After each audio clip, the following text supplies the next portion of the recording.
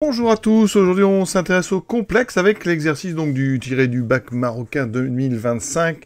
C'est la session sciences expérimentales avec donc ici un exercice sur 3,5 points. Donc on est dans le plan complexe avec un repère orthomé direct OUV. On considère les points A, B, C, D, oméga d'affixe. Donc on vous donne comme ça 5 affixes. On démarre tout de suite avec la première question bien sûr.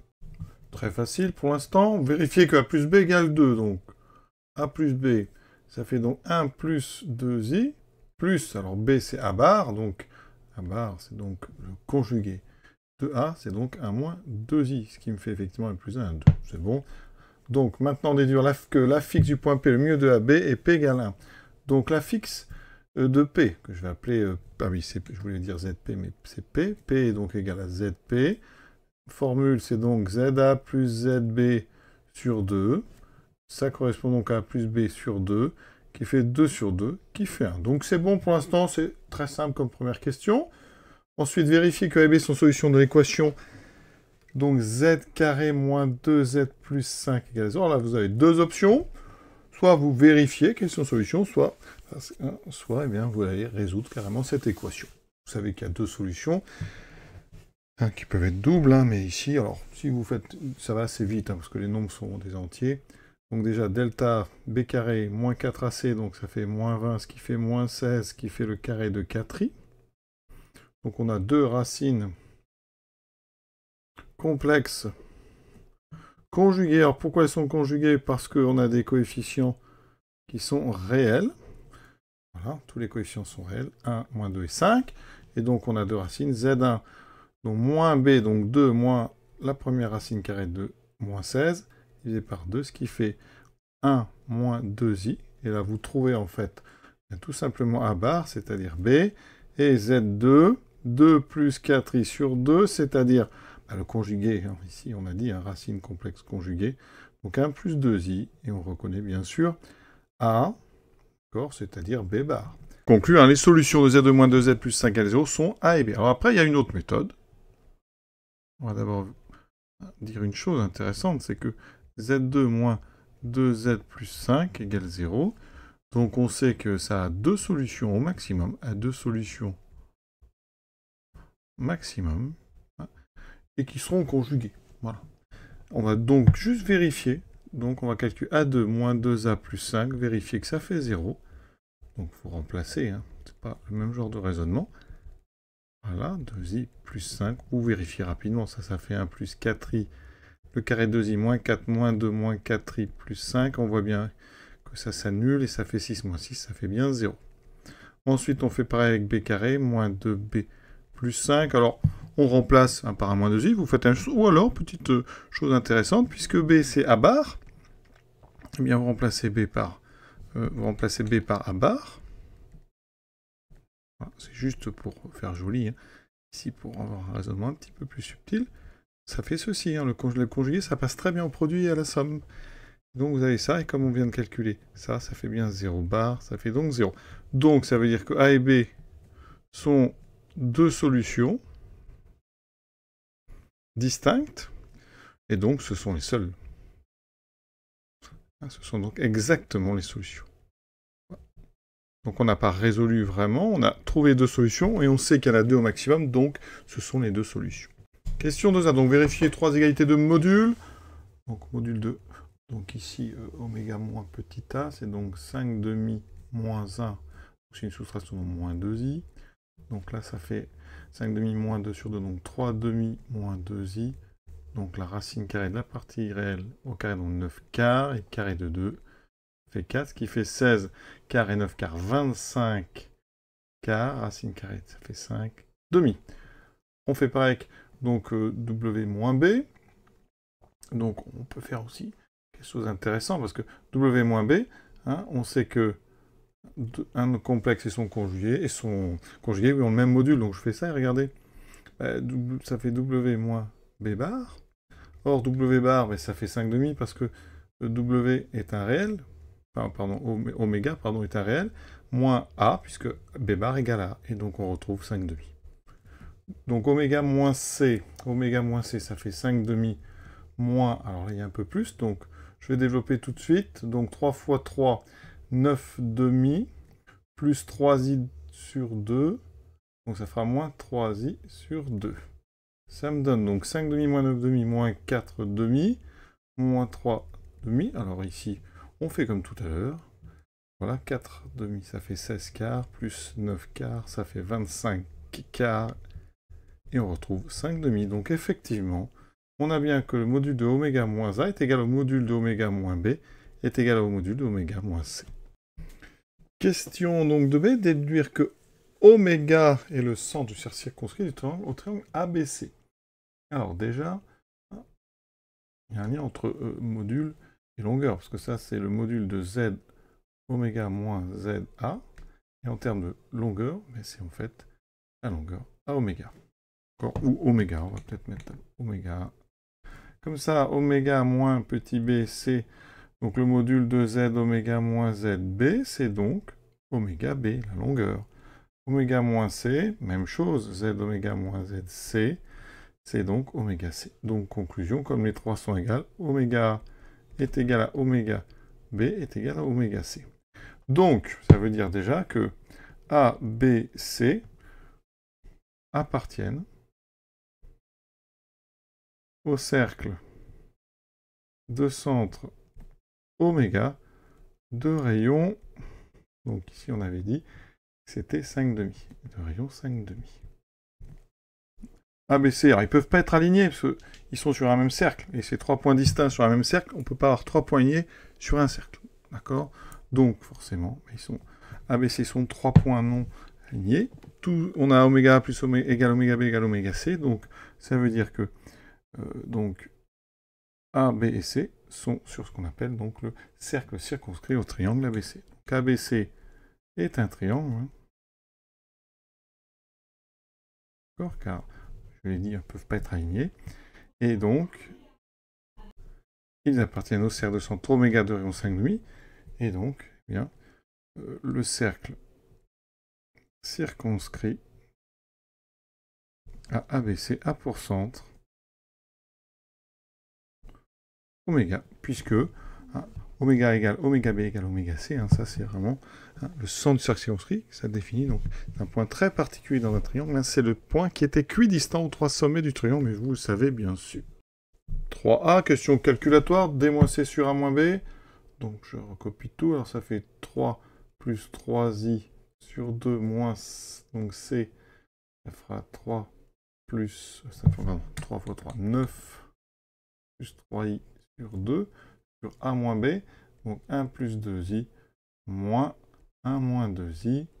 Donc en haut, oui, tout s'annule, sauf 3 demi moins 9 demi, ça fait moins 6 demi. Sur ici, donc, j'ai fait une petite erreur ici en bas, donc 1 plus 2i, moins 1, donc plus 2i. Donc ça s'annulerait, sinon ça fait 4i. Donc ça veut dire qu'ici on a moins 3 sur 4i. Je multiplie en haut et en bas par moins i, voilà. Donc en bas, ça fait moins 1 fois moins, donc ça fait plus 1, fois 4, ça fait 4, ici 3i, ce qui me fait 3 quarts de i. C'est exactement ce qu'on voulait. Bon, ça, je pense que tout le monde y arrive. Question suivante, assez évidente, encore calculatoire, hein. On fait quand même, d'accord? Donc on va calculer. Je vous conseille de faire d moins b sur c moins a. Donc, un petit peu ce qu'on vient de faire. On va montrer que ça fait i, tout simplement. Donc d moins b. Alors, on a ça, donc ça fait toujours 3 plus 3i sur 2 moins b. Donc, moins 1 moins 2i. Sur c, 9 plus 3i sur 2 moins a, donc moins 1 plus 2i.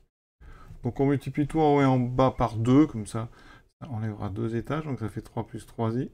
Moins, je multiplie par 2, donc moins 2 plus 4i. En bas, je fais la même chose. 9 plus 3i moins 2 moins 4i. Donc, qu'est-ce qui me reste en haut?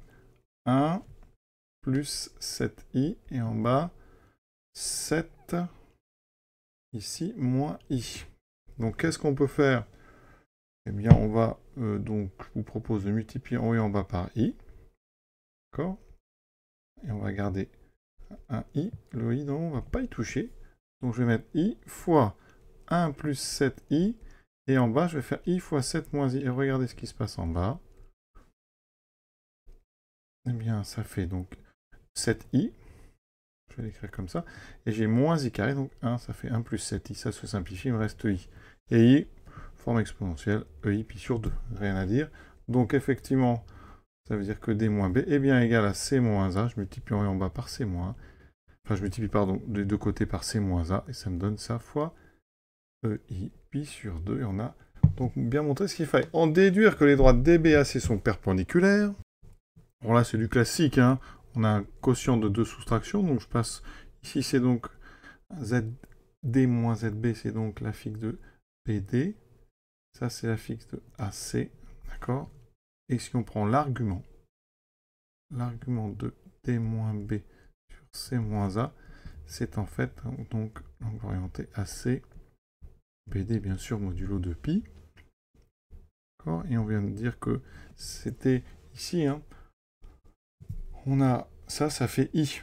Parce que ça, je préfère finalement utiliser cette chose-là. Le rapport fait I. Donc le rapport fait I. Et l'argument de I, vous le savez, c'est pi sur 2 modulo de pi.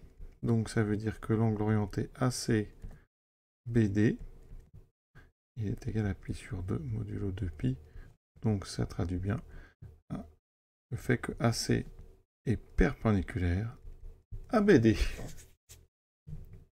Ou alors à DB, puisqu'on nous parle de DB dans le texte. Jusque-là, c'est, on va dire, facile. Hein. Maintenant, on passe sur une homothétie. Donc H, l'homothétie donc de centre C rapport 2 tiers qui transforme chaque point du plan d'affixe Z en un point M' d'affixe Z'. D'accord, et on pose donc H de P est égal à G. Un P, il est connu, on a dit, hein, c'était le milieu de AB.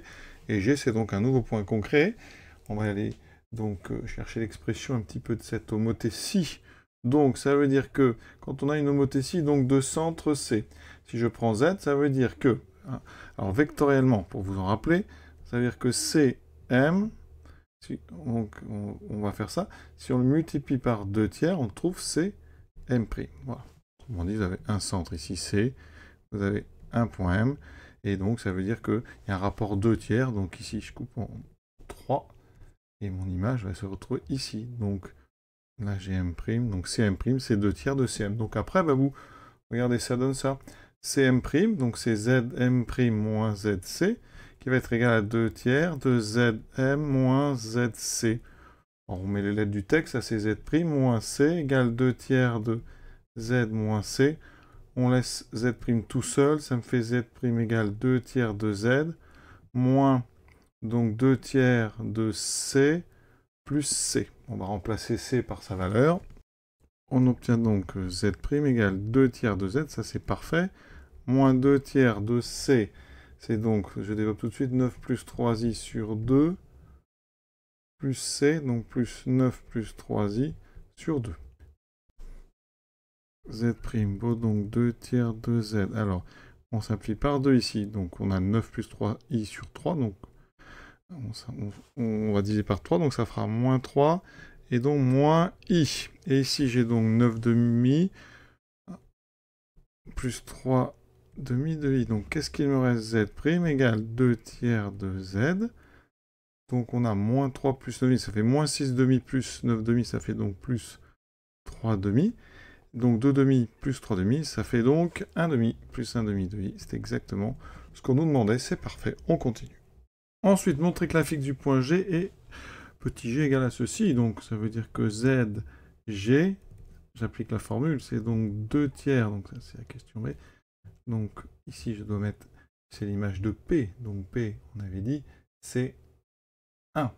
D'accord, ça c'est un, voilà, P égale 1, donc ça fait 2 tiers, plus 3 demi, plus 1 demi de i, donc c'est très simple. Hein. Ce qui me fait 2 tiers plus 3 demi, plus 1 demi de i. On met tout sur 6, ça fait 2 fois 2, 4 et 9, 13, 13 sixièmes, plus 1 demi de i. Donc voilà, l'exercice pour l'instant, il n'y a pas de difficulté. Maintenant, montrer que les points oméga, G et D sont alignés. Alors, le oméga, c'est la fixe du point oméga, c'est 5 demi. Donc, G, on a dit 13 sixièmes plus 1 demi de i.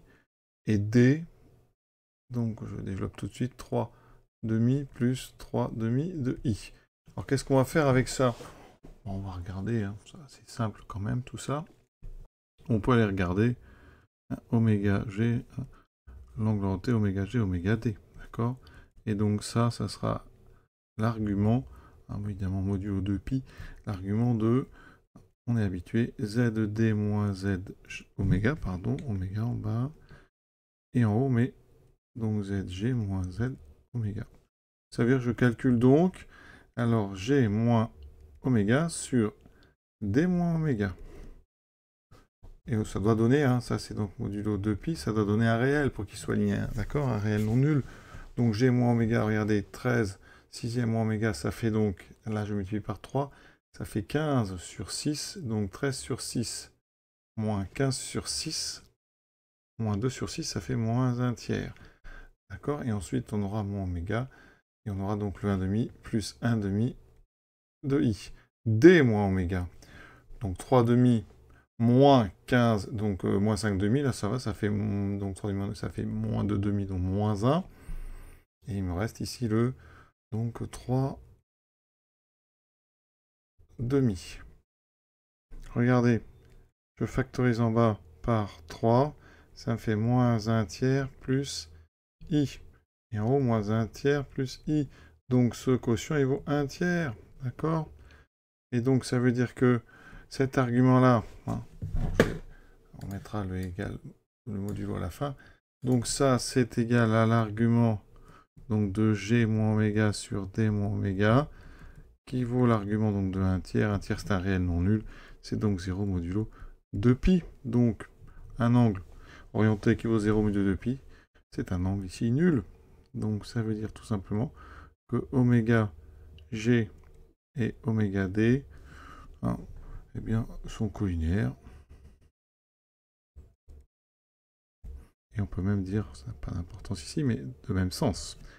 Et donc, ça veut dire que oméga d et g sont alignés. On a terminé ce petit exercice. Il faut dire c'est en grande difficulté, hein, mais des fois, ça fait un petit peu du bien de faire des choses accessibles. Voilà, je vous souhaite une bonne fin de journée et à très bientôt.